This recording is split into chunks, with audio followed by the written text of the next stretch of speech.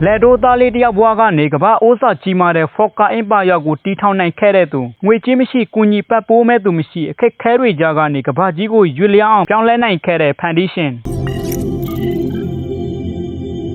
Henry Ford ကို1863ခုနှစ်ဇူလိုင်လ30ရက်နေ့မှာအမေရိကန်ပြည်ထောင်စုမီရှီဂန်ပြည်နယ်လေယာများနဲ့ရိုးရှင်းတိတ်ဆိတ်တဲ့ Glenfield ရောင်ငယ်လေးမှာမွေးဖွားခဲ့ပါတယ်။ပြင်ပန်းကြီးရင်လက်သမားကောင်လေးဆိုပေမဲ့သူကလေယာအလုပ်ကိုစိတ်ဝင်စားပဲလူတွေကအရာရာကိုနေကွေးစွာလက်နဲ့ပဲဘာကြောင့်လုံးနေရတာလဲ။ခီးတစ်ခုကိုလည်းနေကွေးစွာတွာလာနေရတာကိုကြည့်ပြီးဒါကိုမြန်အောင်ဘလို့ပြောင်းလဲရမလဲဆိုတာအမြဲတမ်းအဖြေရှာခဲ့တယ်။သူအသက်12နှစ်အရွယ်မှာအနီးနားကလက်သမားတူဝယ်ထားတဲ့ရင်နှွေးငွေသုံးစွမ်းအင်စက်ကိုမြင်တွေ့ခဲ့ရတယ်။ဒီစက်ကလူတို့နာရီပေါင်းများစွာကြာအောင်လုပ်ရတဲ့အလုပ်ကိုမိနစ်ပဲတွင်လှုပ်ဆောင်နိုင်တာကိုမြင်သွားတော့ဟန်နရီကအလွန်အားသက်သွားပြီးစက်များကိုနားလိုက်ချင်တယ်တီဆောက်ချင်တယ်ဒါတွေနဲ့ကဘာကြီးကိုပြောင်းလဲမယ်လို့ချင်းချင်းထုတ်ပြခဲ့တယ်သူရဲ့စက်နဲ့ပတ်သက်တဲ့အိမ်မက်တွေကိုသူ့အမေကလွယ်ပြီးဘယ်သူမှအားမပေးပါဘူးအသက်16နှစ်အရောက်မှာဟန်နရီကမိသားစုနဲ့လေယာကိုစော့ခွာပြီးစက်ရုံအလုပ်ရုံများနဲ့တီထွင်စတဲ့မှုတွေပြည့်နေနေတဲ့ Detroit မြို့ကိုရောက်လာခဲ့တယ် Detroit မှာကားကြောင်လေးလာရင်တင်တန်းသားစေးပြင်းစရာအဖြစ်လှုပ်ခဲ့တယ်1896ခုနှစ်မှာဘီလေးဘီပါတဲ့ဓာတ်ဆီအင်ဂျင်ငယ်လေးနဲ့မောင်းနှင်ရတဲ့Quadricycle ကိုတီထွင်ခဲ့တယ်ဆက်ပြီးဘီလေးဘီစတီယာရင်တတတုချောင်းကိုထဲသာပါဝင်ပြီးအမိုးမရှိတကားမရှိနောက်ပြန်ကြီးရလုံးဝမပါပါဒီဆဲဟာတနအီမန်10နှုတ်ဖြစ်သွားခဲ့ပြီးအမေရိကန်ရဲ့ပထမဆုံးဓာတ်ဆီသုံးရင်များထဲကတစ်စီးဖြစ်ပါတယ်1896ခုနှစ်မှာဟယ်ရီကယင်းဒီမြို့နှံသူတွေနဲ့ Detroit Automobile Company ကိုစတင်တည်ထောင်ခဲ့တယ်ဒါပေမဲ့ကားတွေ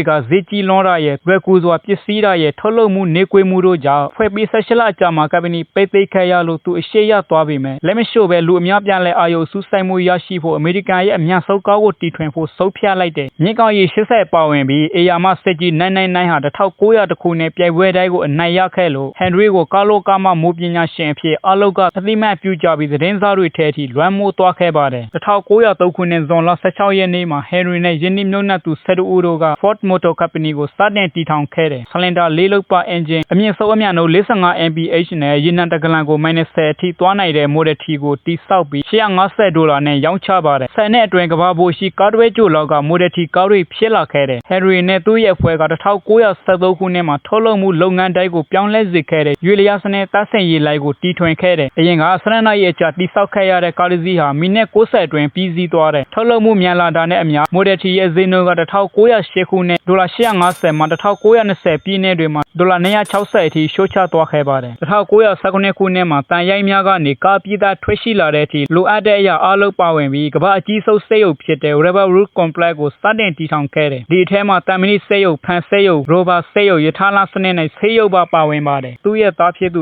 SF4 နဲ့ပူးပေါင်းပြီး Company ရှိရှယ်ယာအလုပ်ကို$တန်100ကျော်နဲ့ပြန်လည်ဝယ်ယူခဲ့ပြီး Ford Motor Company ကိုမိသားစုအပိုင်ဖြစ်စေခဲ့တယ်သားဖြစ်သူ SF ကပုံမလှပပြီးခင်မိတဲ့ကားတွေဖန်တီးဖို့တိုင်ပင်ပြီးမဲ့သူကတော့ရွှေရှင်းခိုင်မာမှုကိုပဲယုံကြည်ခဲ့တယ်ဟန်နရီက SF ကိုဥက္ကဋ္ဌဖြစ်ခန့်အပ်ခဲ့ပြီးမဲ့လည်းထိတ်ချုပ်မှုအလုပ်ကိုသူကိုယ်တိုင်ပဲစုပ်ကိုက်ခဲ့တယ်1920ပြည်နယ်အလယ်ပိုင်းမှာ Chevrolet Chrysler စတဲ့ company အသစ်များပိုပေါလာပြီးခင်မိတဲ့ကားများထုတ်လုပ်လာပြီးမဲ့လည်းဟန်နရီက Model T အမဲရောင်ကိုသာဆက်လက်တွန်းအားပေးခဲ့တယ်ဖောက်သည်တွေကရောင်ရွေးချက်ချင်းလာတဲ့နောက်ပိုင်းမှာရောင်အားကျဆင်းလာခဲ့တယ်1929ခုနှစ်အရောက်မှာဟန်နရီကရုတ်တရက် Rebel Root စက်ရုံကိုသွားပြီး Model T ထုတ်လုပ်မှုအလုပ်ကိုရပ်ဆိုင်းရန်အမိန့်ပေးခဲ့တယ် Model T ရပ်နာပြီးနောက်တာဖာ2ယောက် Model A ကိုတိစောက်ခဲ့ကြတယ်ဒီဇိုင်းနဲ့ပတ်သက်ပြီးတာဖာ2ယောက်ကြားမှာတဲမာမှုများရှိခဲ့လဲ1929ခုနှစ်ဒီဇင်ဘာလမှာပထမဆုံး Model A ကိုထုတ်ဝေခဲ့တယ်$85နဲ့ပထမတနေ့တွင်ကားပေါင်း1တန်းကျော်ရောင်းချခဲ့ရတယ်။ Company ကြီးထွားလာချိန်မှာစီကံနဲ့ဘေးကင်းရေးကိုစီမံခန့်ခွဲဖို့ Henry Bennett ဦးဆောင်တဲ့အထူးဖွဲ့ကိုဖန်တီးခဲ့တယ်။ Bennett ဟာတနက်ကဲစားပြီးအလုပ်သမားများကိုချိတ်ချမှုနဲ့ကြောက်ရွံ့မှုဖြစ်ထိတ်ချုပ်ကစိတ်ရုပ်ကိုအကျဉ်းထောင်သဖွယ်စီမံခန့်ခွဲခဲ့တယ်။ Henry ဟာ Bennett ကိုအပြည့်အဝယုံကြည်တဲ့ဆုတ်ဖြတ်ချက်ကတားဖြစ်သူ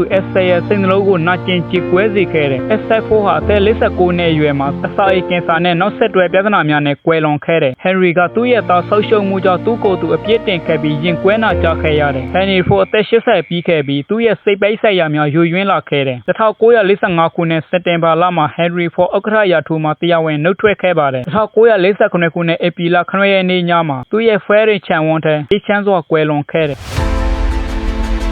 အိမ်မက်များကိုသေးငယ်စွာစတင်ခဲ့ပြီးမြဲသေးငယ်စွာဆက်မနေပါနဲ့ခေါင်းမချင်းဟာတီးဆောက်နိုင်တယ်လို့ဖြစ်စည်းနိုင်ပါတယ်